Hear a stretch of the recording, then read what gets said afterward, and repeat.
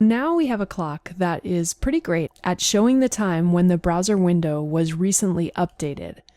But it's not so great at showing the current time because it doesn't actually move unless we click the refresh button, and that's the only time that initiates the changes. And this is because the script that we created is static. It only runs once. When the browser is first loaded, it runs, and then it doesn't do anything. So if we want the current time, we have to keep reloading the browser.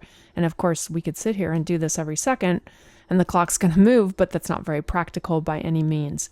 So what we need to do is we need to somehow rerun this script every second and update the position of our second, minute, and hour hands. To do this, we're going to go ahead and we're going to wrap all of our script so far into a function.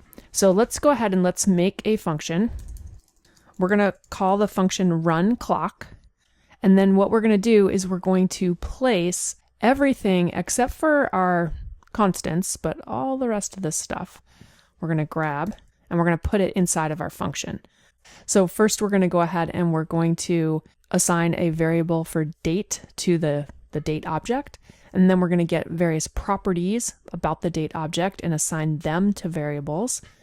And then what we're doing is we're going to do some math down here that is going to control the position of the second, minute, and hour hands.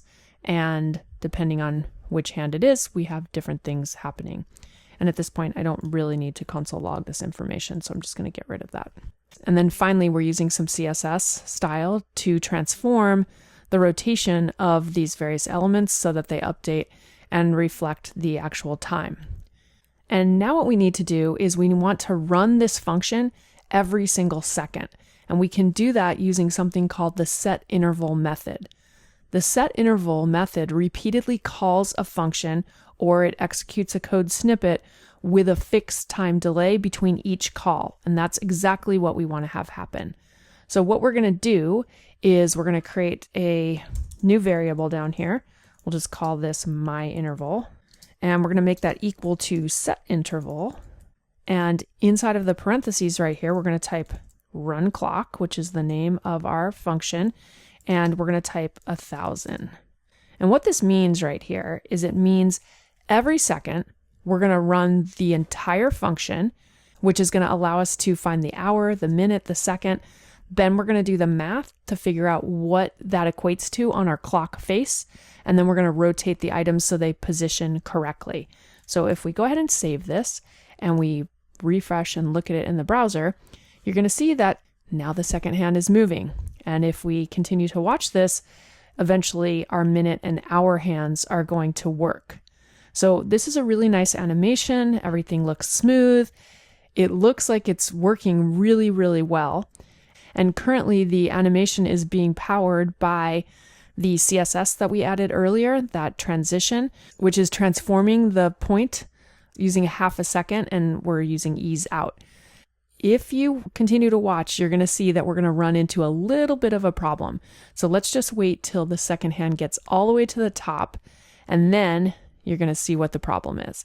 So here it looks great, except it goes backwards. So once it gets to 59, instead of just progressing, it's actually going from the 59th second at the top of the clock, and then it's spinning around to the other side. And that looks a little weird. So what's happening is we're getting the second position, and then we're converting it to a number of degrees on a circle that is 360 degrees. So that means that when the second goes back to 0, the position of the arm goes back to 0. And then that's why we get that weird backwards motion. We can easily solve it by actually just taking the transition away in our CSS. So if I come to my CSS and I just comment out this line of code right here, and we save our page and we refresh, and we're going to have to wait till this goes all the way around. So I'll just skip to that in a second. So you can see that the second hand is moving. It's not so smooth. It's a tick, tick, tick type of movement. But when it gets to the top, it just continues on. It works in the way that we intended, but we're just lacking that little bit of finesse of that nice smooth animation. So let's look into how we can resolve that part of it. So once again, if we just get rid of this transition, it works fine. But if you want to have the smoother sort of motion, what's happening is because every single second we're querying the date object, and then we're setting the second, minute, and hour values. And every time the second hand reaches the top, the second is reset to 0. The position of 0 is right here. And it's just simply returning to the 0 degree on our 360 degree circle. And it runs backwards. And this actually is also going to happen with minutes and hours. Under these circumstances, the script doesn't work if we want to keep the smooth animation. So here's what we're going to do. We're going to add the smooth animation back in. We're going to go back to our JavaScript. And what we need to do is we need to grab our date object and the lets for the hour, minute, and second, and the hour, minute, and second position. And we got to place them outside of the function. So what that means, if we move these things outside of the function, so I'm just going to grab those and we're just going to place them outside of the function. When we move these items to be outside of the function, the script first loads in the browser and it's going to grab the current date and the time, and it's going to initially set the arm position. So when I refresh, it sets the arm positions, but now the arms are no longer moving. And that's because we're not incrementally increasing the arm position within our function. Because remember, the setInterval is calling the function and the function no longer does that anymore. What we need to do to resolve this situation is we need to figure out exactly how many degrees each of the arms should move inside of our run clock function, because we're no longer relying on the date properties to tell us the position. So we're going to have to do this using pure math, and we're going to do that right above the declaration for where the positions are, because we need to incrementally increase them before the arms are positioned. Otherwise, everything's going to be 1 second behind the real clock. At the top of my function, before we do our styles right here, we're going to grab sec position and we're going to make it equal to sec position plus 6. So what we're doing here is we're grabbing the current value of the second position, and then I'm adding the number of degrees necessary to display 1 additional second. So we know that the clock face has 360 degrees, and if we divide 360 degrees by 60 seconds, we do the math on the calculator, you're going to find that that adds up to 6 degrees. We need to move the second position 1 second, which is basically 6 degrees on our clock face. And we're going to do something similar to minute position. We're going to make this equal to minute position, and we're going to say plus, and this time we're going to say 6 divided by 60. So we're taking the minute position and we're grabbing the existing value of the minute position, and then the minute arm moves the distance of 1 second over 60 seconds. So we're looking for 1/60th of the degree of the second hand, which is actually 1 divided by 60 times 6, and we can just shorthand that by saying 6 divided by 60.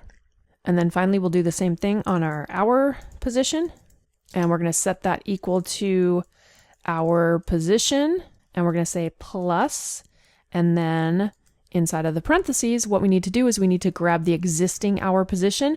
So this arm moves the distance of 1 hour, 360 over 12, which basically is going to be 30 degrees on our clock. This is happening over 3,600 seconds. That's how many seconds are actually in an hour. We're going to end up with 30 divided by 3,600, and we can actually just reduce this down, right, by removing the zeros. And if we just have 3 divided by 360, that's going to be the same thing. So if we save this and go back to the browser, now our second hand is moving nice and smooth, and let's just watch and see what happens when we get to the top. And now when the clock gets to the top, it just works as we would expect it to. We don't have that weird backwards return thing that was happening previously. So this is working pretty well. I do need to mention that there is one downside to this. We're no longer relying on the date object to constantly update the time. Instead, we're handing that task over to the browser. What that means is if the browser somehow throttles our JavaScript, meaning it slows it down when maybe we're not on focus, or maybe it stops the JavaScript altogether, we may lose track of time, and then the clock is going to be off. And it might be kind of hard to see this actually happening because it's only going to happen if the JavaScript is going to be throttled by the browser. I just wanted to make you aware of it, so you kind of have to make a choice. Do you want to have the smooth animation? Do you want to rely on the browser to do the math and figure out exactly where the arms are positioned?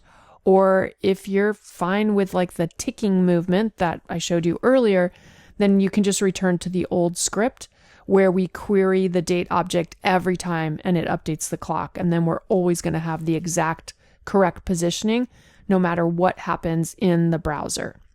And this is kind of an aesthetic choice that you just choose one or the other. They both work fine. They both have benefits and drawbacks. I just wanted to show you both things so that you could see the difference and so that we could practice using our JavaScript. We've done quite a bit in regards to logic with our script, and we're taking advantage of a lot of the things that we've been learning about. This hopefully gives you an idea of how you can use JavaScript in a more applicable manner, and you can start to see how powerful JavaScript is. I also just wanted to point out before I let you go that just think carefully about the position of your arguments and how you structure the logic. Obviously, this works when we had all of these things inside of our function, but if we move them outside of the function, it changes the behavior a little bit. So just kind of keep that in mind. And sometimes, you may have to test things over and over to see what the best solution actually is. But I hope you've enjoyed learning how to create something like this and using some of our JavaScript knowledge in a more applicable manner.